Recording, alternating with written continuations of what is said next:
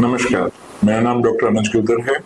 आज हम बात करने वाले हैं हियरिंग एड के बारे में, कुछ मिथ्स के बारे में। पहला सवाल तो ये कि हियरिंग एड सिर्फ बूढ़े लोगों के लिए होती है। ऐसा सच नहीं है। हियरिंग एड हर उस इंसान के लिए है जिसको सुनाई में दिक्कत है।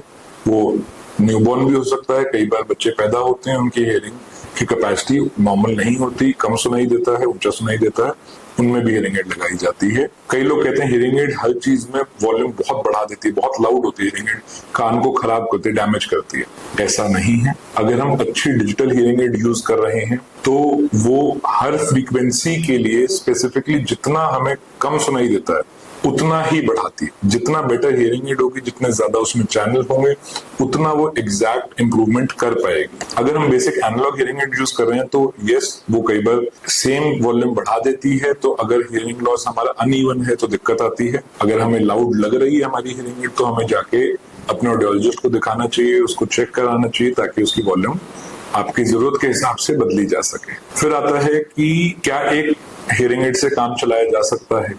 नहीं। अगर दोनों कान में सुनाई की दिक्कत है तो कायदे से दोनों कान में हियरिंग एड लगनी चाहिए। हमें सुनाई दोनों कान से देगा तो वो हमारी हियरिंग के लिए भी बेटर है। हम एग्जैक्टली लोकेट कर पाते हैं उससे कि आवाज किस डायरेक्शन से आ रही है। दूसरी चीज ये है कि जिस कान में हियरिंग एड नहीं लगा रही है उसके लिए वो काफी खराब है, वो बीमारी आगे बढ़ सकती है। फिर सवाल आता है क्या हियरिंग एड नॉर्मल हियरिंग वापस ला सकता है? नहीं, हियरिंग एड सिर्फ एक टूल है जो आपको बेटर सुनने में हेल्प कर रहा है, वो आपकी हियरिंग वापस नहीं ला सकता। यस, बहुत अच्छी हियरिंग एड्स आती हैं जो आपको नियर नॉर्मल सुना सकती हैं, आपको एक नॉर्मल लाइफस्टाइल के लिए, एक नॉर्मल लाइफ के लिए हेल्प कर सकती हैं, आपकी क्वालिटी ऑफ लाइफ काफी बेटर कर सकती है, बट नहीं, आपकी वो हियरिंग वापस नहीं ला सकता। चश्मे की तरह है, चश्मा पहन रखा है, आपको बिल्कुल सब कुछ नॉर्मल दिख रहा है, बहुत बढ़िया, बट हटते ही वो बीमारी वहीं की वहीं है। ऐसा नहीं है कि नॉर्मल हो गई आंखें। फिर लोगों का सवाल आता है कि हियरिंग एड में सीटी की आवाज आती रहती है, बीप बीप की लगातार आवाज आती रहती है। वो फीडबैक की वजह से होती है। बेसिक हियरिंग एड्स आती हैं,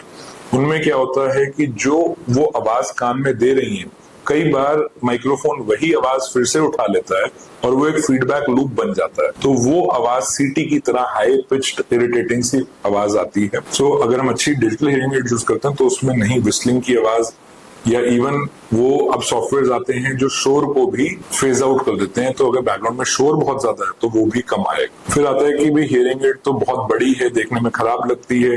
yes and no, hearing aid बड़ी होती है, बाहर से देखने में पता चलता है, बट वो आपको डेली क्वालिटी ऑफ लाइफ काफी इंप्रूव कर देती है। एंड अब काफी बारीक कंप्लीटली इन कैनाल जो कान के अंदर छुप जाती हैं, ऐसी हियरिंग एड्स आ गई हैं। तो अगर हमें कॉस्मेटिक पर्पसेस के लिए, या हम चाहते हैं कि वो ना दिखे बाहर, तो वैसी हियरिंग एड आती हैं जो आप ही के कान के कैनाल का नाप लेके बन जाएंगी, जो स्पेसिफिकली आपके लिए होंगी, वो भी अवेलेबल होती हैं। फिर आता है कि ये तो चीज ऐसी है, मैं तो डिपेंडेंट हो जाऊंगा इस पे। नहीं, ऐसा नहीं है। आप बेटर सुनाई देगा तो इसलिए आपका खुद का मन करेगा पहनने का। डिपेंडेंसी उसको नहीं बोलते, ये आपकी क्वालिटी ऑफ लाइफ इंप्रूव कर रही है। रादर अगर हमें हियरिंग लॉस है और हम नहीं लगा रहे तो धीरे धीरे अंदर की नर्व्स डैमेज होना शुरू हो जाती हैं। तो अगर हम बहुत टाइम के बाद भी लगाएंगे तो भी वो उतना अच्छा काम नहीं करेंगे। इसको न्यूरल प्लास्टिसिटी बोलते हैं। सो ये थे कुछ बेसिक सवाल और मिथ्स जो लोगों को हियरिंग एड को लेकर होती हैं। अगर आपको भी ऐसा कोई डाउट है या आपको भी ऐसा कोई चीज का शक है तो आप नीचे कमेंट बॉक्स में पूछ सकते हैं।